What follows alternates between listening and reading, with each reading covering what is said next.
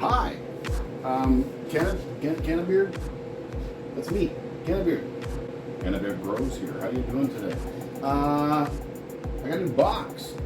You can probably tell by the title what's in the box. It's a WORMFACTORY 360. I'm actually really excited for this. I've got a worm hut, I believe is the brand, but it's basically just a worm bin, which makes it actually very difficult to harvest worm castings from. But great if you're just looking for a place to dump compost and have worms thrive and just sort of create compost for you. You can kind of take it out and separate it, but it's a little hard to get the worms away from the vermicompost and the actual, worm castings that we're after. As well as the added benefit of just having a place to put all your compost and have it recycled and break down your eggshells and coffee grounds and all that jazz. Anyway, that's my bad. There we go. Let's get into this bad boy.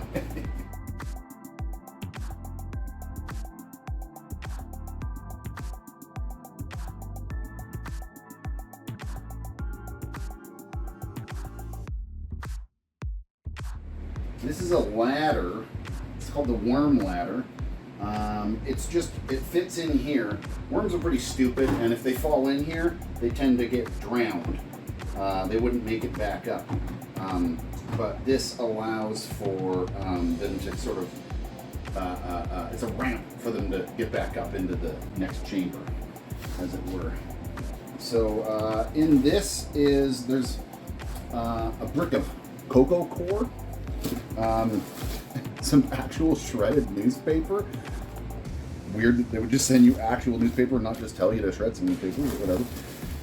We got some pumice stone. We've got some rock dust. A thermometer dilly. A cute little plastic kids rake thing. And this is actually a container to collect worm juice from. I'll show you how to do that in a bit here. That's sort of an end process thing here. And then inside here we've got, it looks like 1, 2, 3, 4 layers? I thought it was 5. 4 layers for the bin here.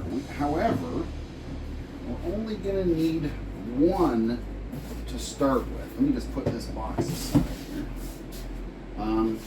So is what we're going to do is we're going to put 1 bin. Is that how it fits in there? Yeah, I guess it is.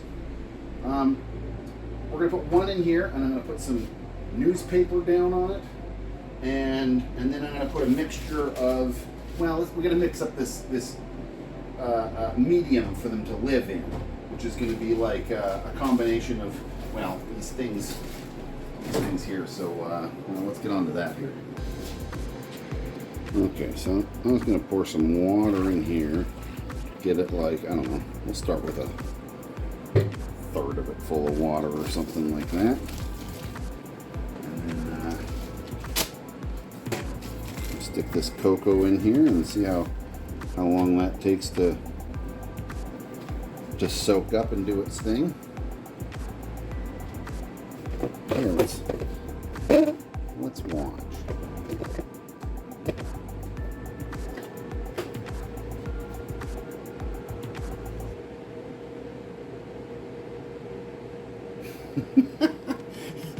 That's real time. It sucked up all of the water already.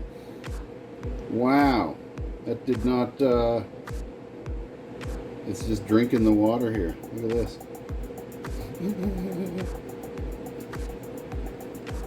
I might need more water. I actually legitimately think I need more water.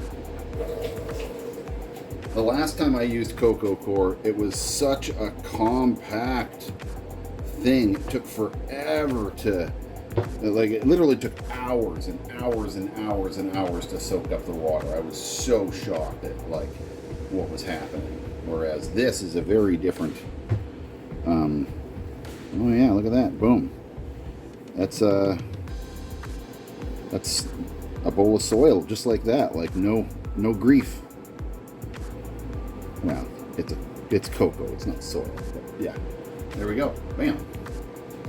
Okay, now this is that first layer here. This is how you build it. First thing we're going to do here is use some newspaper. Now, some of you are going to try to bitch at me right away and go, "Hey, Canterbeard, you shouldn't be using colored paper." And while that's like sort of right, modern paper is non-toxic, man. Don't worry about it. It's not gonna kill your worms. I mean, if it's any consolation, the paper the company sent me has mixed colored print and newsprint in it. So it's a mixture. What are you gonna do?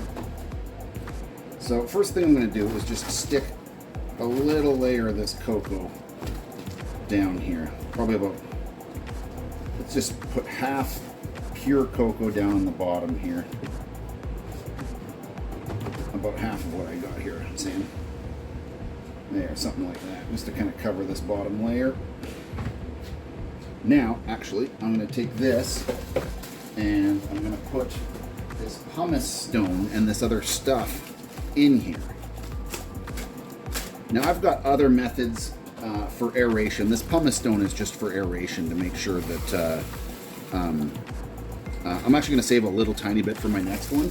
But I was just going to say I don't really need to save much because I've got other methods of aeration. I've got rice hulls and there's other things here we can use. It doesn't have to be pumice. The idea is just to have things to make sure that it never becomes absolute soup and that there is some aeration in it. Heck, you could even use a little bit of perlite or whatever you got, man. Organic is better than, you don't want perlite if you can help it. But. So anyway, there's that. Some of this rock dust here.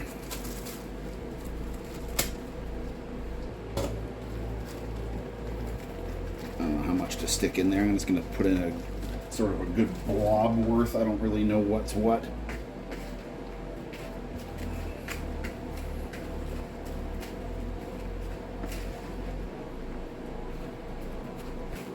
There we go. Good enough, I guess. It's mixed up pretty good. Dump that whole container into there like that. Kind of spread it out a little bit. Now, there's another equation to this. This is just some soil sort of thing. This is just some matter for them to live in. There's no food in here yet. I'm going to go get some compost that I've been aging outside from my roller bin. So give me a second. I'll be right back.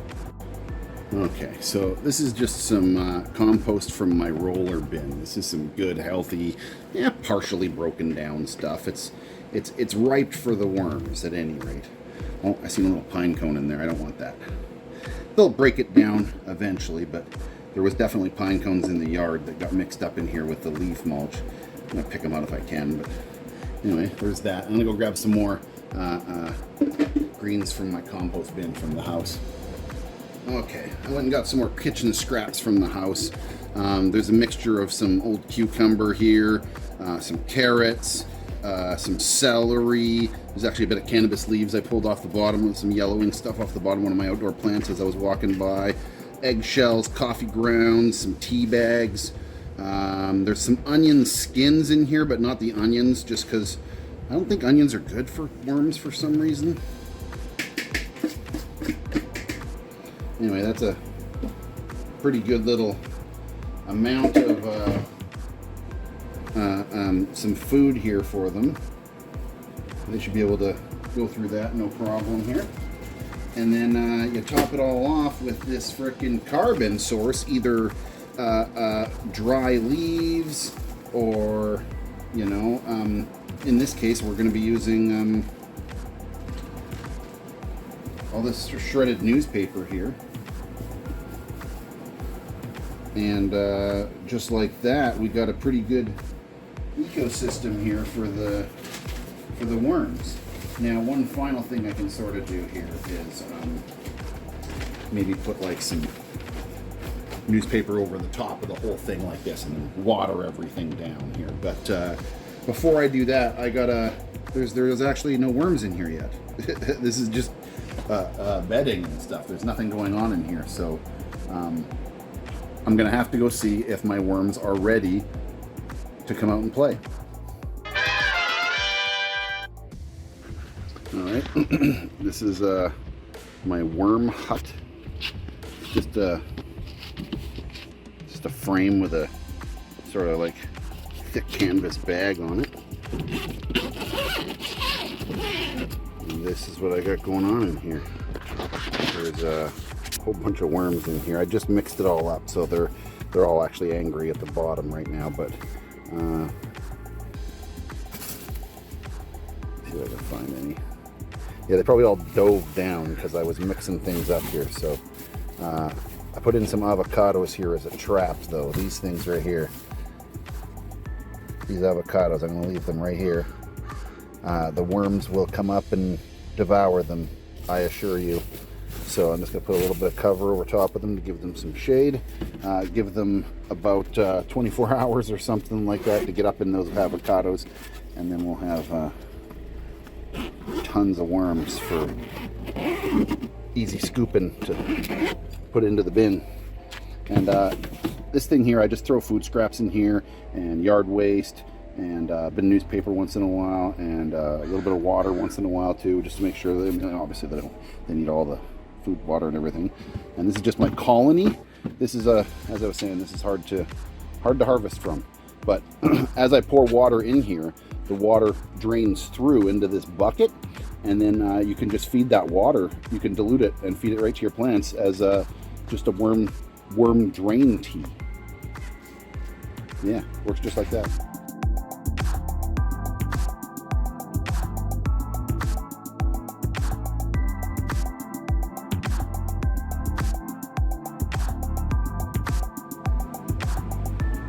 Alrighty, here we go.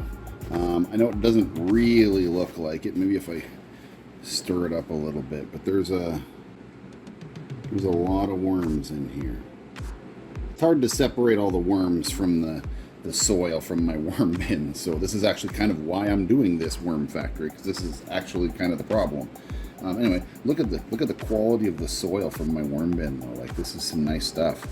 There's like even little eggshells and chunk in here that I haven't fully dealt with yet. But this is what I'm gonna do, is I'm just gonna put this whole pile right in here.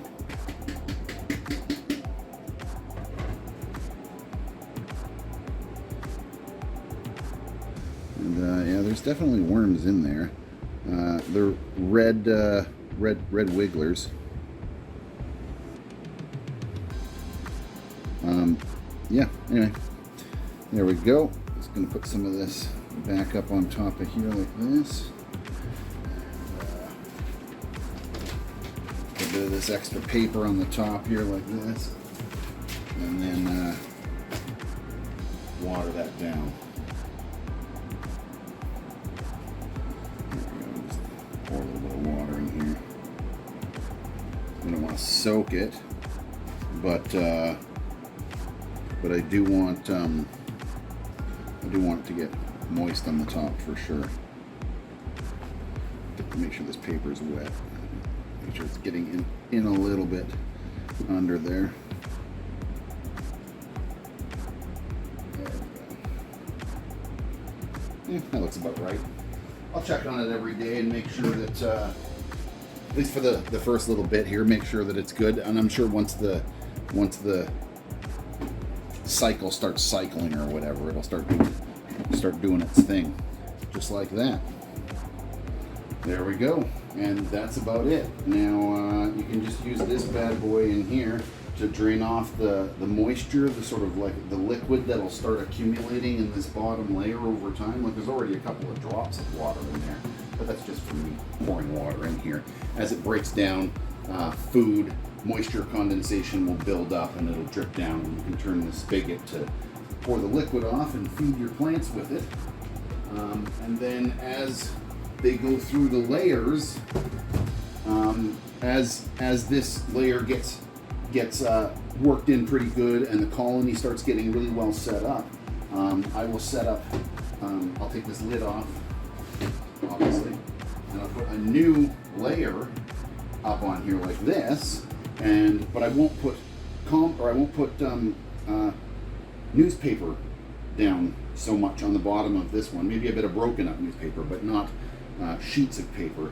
And then I'll put a little bit of soil and a bunch of food up here, and the worms will come up to the food. They'll come up out of this one and come up and live in here. And as this one slowly turns into soil, and then it's time to stick another one on top like this.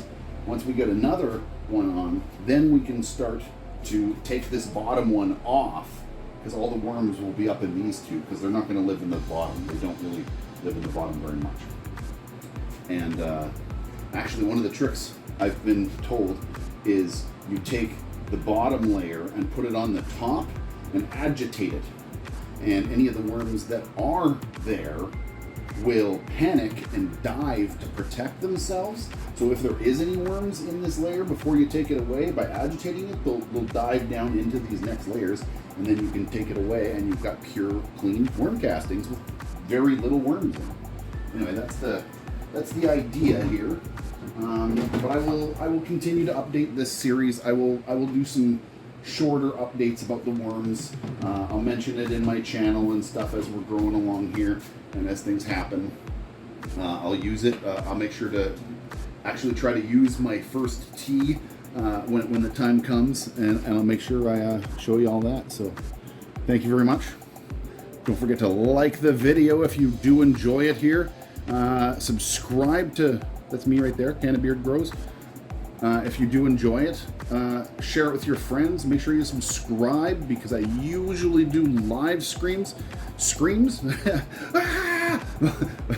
Live streams. So make sure you do hit that bell for all notifications, because I do live screams. Live streams. I live stream. I don't scream very often, I swear. Thank you very much for hanging out with me today. Have a good one, and I'll see you on the next episode. Let's see how this worm thing does together. Cheers.